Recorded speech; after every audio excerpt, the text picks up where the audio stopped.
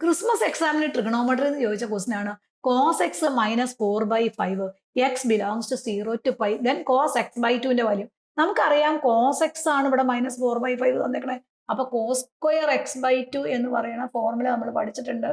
1 plus cos x divided by two ആണ്. അതായത് cos square വന്നു കഴിഞ്ഞാൽ ഈ ആംഗിൾ എത്രയാണോ അതിന്റെ ഡബിൾ വരും. അപ്പൊ എക്സ് ബൈ ടു ആകുമ്പോൾ ഈ ആംഗിൾ എന്ത് വരും? എക്സ് വരും. കോസ് സ്ക്വയർ ആണെങ്കിൽ നടുക്ക് എപ്പോഴും എന്താ വരുന്നത്? നമ്മൾ പഠിച്ചേക്കണം പ്ലസ് ആണ്. ഇതിന്റെ സൈൻ സ്ക്വയറും ടാൻ സ്ക്വയറും ഒക്കെ നമ്മൾ സ്ഥിരം ചെയ്യുന്ന ക്വസ്റ്റ്യൻസ് ആണ്. കോസ് എക്സിന്റെ വാല്യൂ നമ്മൾ ഇവിടെ സബ്സ്റ്റിറ്റ്യൂട്ട് ചെയ്ത് കഴിയുമ്പോൾ 1 മൈനസ് 4/5 ഡിവൈഡഡ് ബൈ 2 വരും. ഇതൊന്ന് സിംപ്ലിഫൈ ചെയ്യുമ്പോൾ ഈ 5നെ നേരെ ഇങ്ങോട്ട് മൾട്ടിപ്ലൈ ചെയ്തു. അപ്പൊ 5 മൈനസ് 4 ഡിവൈഡഡ് ബൈ 5 വരും. ഈ 2 നേരെ ഇങ്ങോട്ട് പ്രോഡക്റ്റ് ചെയ്യുക. അപ്പൊ 5 മൈനസ് 4/10 വരും നമ്മുടെ answer. That is equal to 1/10 വരും. ഇനി കോസ് എക്സ് ബൈ ടു എന്ന് പറയുമ്പോൾ ഇതിന് പോസിറ്റീവ് വാല്യൂ നെഗറ്റീവ് വാല്യൂ ഉണ്ട്. ഇവിടെ നമ്മൾ പോസിറ്റീവ് എടുത്താൽ മതി. 1/√10 വരും. കാരണം ഇതെന്താണ്?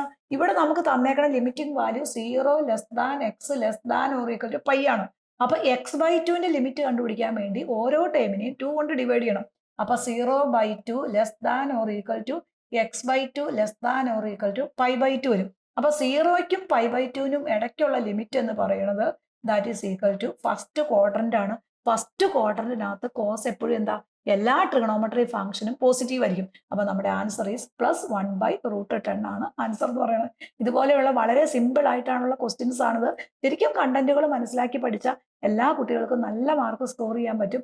ബൈ ഹാർട്ട് ചെയ്ത് പഠിക്കാതിരുന്ന എല്ലാ പ്രോബ്ലംസും വളരെ ഈസി ആയിട്ട് നമ്മൾ ഓരോ ക്വസ്റ്റ്യനും വരുമ്പോൾ കറക്റ്റ് ആയിട്ട് എന്താ തന്നേക്കണം നോക്കുക. അത് വെച്ച് നമ്മൾ എങ്ങനെ നമ്മുടെ ആൻസറിലേക്ക് എത്താമെന്ന് ചിന്തിച്ച് ആലോചിച്ച് ചെയ്തു കഴിഞ്ഞാൽ എല്ലാ ക്വസ്റ്റ്യനും വളരെ ഈസി ആയിട്ട് നമുക്ക് ആൻസർ ചെയ്യാൻ പറ്റും.